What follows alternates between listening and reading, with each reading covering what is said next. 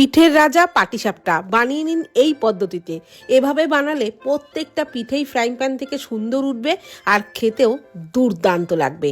তো এই পিঠে বানানোর জন্য প্রথমেই একটা বোলের মধ্যে নিয়ে নিলাম 1 কাপ আতপ চালের গুঁড়ো, ওই কাপেরই হাফ কাপ ময়দা, 1/4 কাপ পরিমাণে গুঁড়ো দুধ, 2 টেবিল চামচ চিনি, সামান্য একটু লবণ দিয়ে সমস্ত শুকনো উপকরণ আগে ভালো করে মিশিয়ে নিলাম।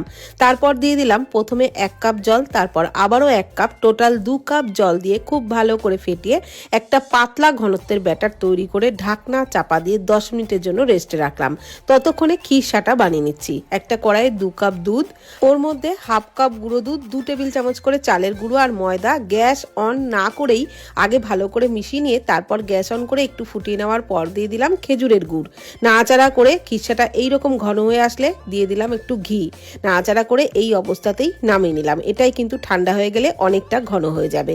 এদিকে পাটিসাপটার ব্যাটার সেট হয়ে গেলে ফ্রাইং প্যানের মধ্যে সামান্য একটু তেল দিয়ে টিস্যু দিয়ে মুছে নিলাম। তারপর 1 হাতা ব্যাটার চাড়িয়ে দিলাম আর ওই খিরসাটা মাঝখান থেকে এইভাবে লম্বা করে দিয়ে পাটিসাপটার রোলটা করে নিলাম।